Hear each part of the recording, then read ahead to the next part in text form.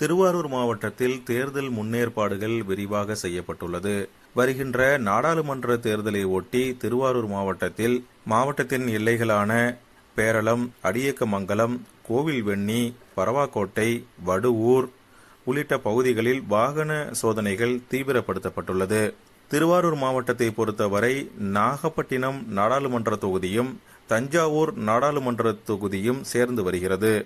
நாகப்பட்டினம் நாடாளுமன்ற தொகுதியில் திருவாரூர், நன்னிலம், திருத்துறைப்பூண்டி ஆகிய 3 சட்டமன்ற தொகுதிகளும், தஞ்சாவூர் நாடாளுமன்ற தொகுதியில் மன்னார்குடி சட்டமன்ற தொகுதியும் வருகிறது.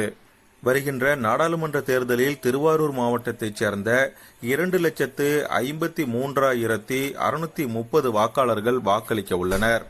திருவாரூர் மாவட்டத்தில் உள்ள வாக்குச்சாவடி மையங்களில் பணிபுரிய உள்ள வாக்குப்பதிவு அலுவலர்களுக்கான 3ஆம் கட்ட பயிற்சி வகுப்பு குடவாசல் மஞ்சக்குடி சுவாமி தயானந்தா கலை அறிவியல் கல்லூரி, திருவாரூர் வேலுடையார் கல்வி நிறுவனங்களில் நடைபெற்று வந்தது. இதனை மாவட்ட ஆட்சித்தலைவர் உள்ளிட்ட அதிகாரிகள் நேரில் பார்வையிட்டு வாக்குச்சாவடி அலுவலர்களுக்கு தகுந்த ஆலோசனைகள் வழங்கினார்கள். திருவாரூர் மாவட்டம் மன்னார்குடி ராஜகோபாலசுவாமி திருக்கோவிலின் 18 நாள் பங்குனி திருவிழா வெகு விமர்சையாக நடைபெற்றது. 12ஆம் தேதி நடைபெற்ற தேரோட்டத்துடன் இத்திருவிழா நிறைவடைந்தது. இத்திருவிழா தினங்களில் ராஜகோபாலசுவாமி ஒவ்வொரு தினமும் வெவ்வேறு வாகனங்களில் வெவ்வேறு அலங்காரங்களில் வீதி உலா வந்தார். புகழ்பெற்ற வெண்ணெய்த்தாளி திருவிழா இம்மாதம் 11ஆம் தேதி நடத்தப்பட்டது. தவழும் கண்ணனாக பல்லக்கில் வந்த ராஜகோபாலசுவாமி மீது வழியெங்கும் திரண்டு நின்ற பக்தர்கள் வெண்ணெய் அடித்து வழிபட்டனர். இதனைத் தொடர்ந்து விளையாட்டு திருவிழா நடைபெற்று வருகிறது. இதன் நிறைவாக வருகின்ற 25ஆம் தேதி கிருஷ்ண தீர்த்தம் தெப்பக்குளத்தில் தெப்ப திருவிழா நடைபெற உள்ளது. திருவாரூர் மாவட்டம் வடுவூரில் உள்ள புகழ்பெற்ற கோதண்டராமர் கோவிலில் ஸ்ரீராம நவமி திருவிழா கொடியேற்றத்துடன் வருகின்ற 16ஆம் தேதி நடைபெற உள்ளது. அன்றைய தினம் நடைபெறும் கொடியேற்றத்தை தொடர்ந்து 10 தினங்களுக்கு ஒவ்வொரு தினமும் இரவு சுவாமி வீதி உலா நிகழ்ச்சி நடத்திட ஏற்பாடு செய்யப்பட்டுள்ளது. ஸ்ரீராம நவமி பெருவிழாவின் முக்கிய நிகழ்ச்சியான தேர் திருவிழா ஏப்ரல் 24ஆம் தேதி அன்று மாலை நடைபெற உள்ளது.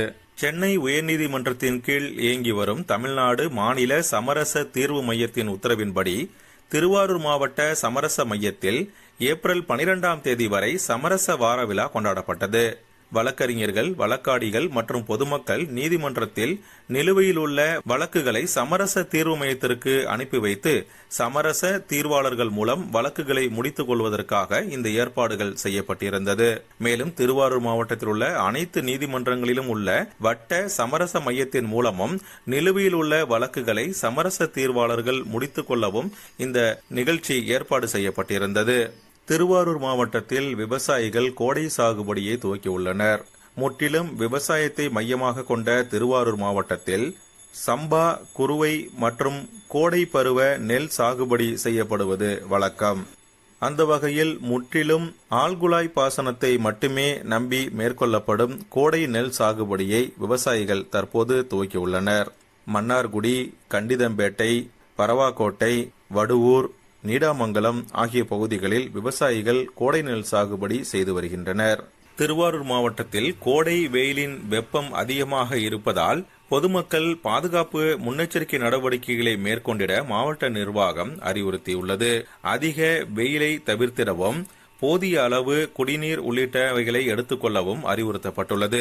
விவசாயிகள் தங்களது கால்நடைகளை வெயிலில் கட்டி வைத்திடாமல் போதிய நிழலில் வைத்து பராமரித்திடவும் அறிவுறுத்தப்பட்டுள்ளது. மன்னார்குடி அரசு கல்லூரியில் 37வது பட்டமளிப்பு விழா நடைபெற்றது. இதில் தமிழ்நாடு மத்திய பல்கலைக்கழக துணைவேந்தர் திரு கிருஷ்ணன் கலந்து கொண்டு பாரதிதாசன் பல்கலைக்கழக தரவரிசை பெற்ற 45 மாணவர்களுக்கு பதக்கங்களும் பட்டங்களும், 785 இளநிலை, 6 ஆய்வியல் இளைஞர், மொத்தம் 1027 மாணவ மாணவிகளுக்கு பட்டங்களை வழங்கி பேசினார்.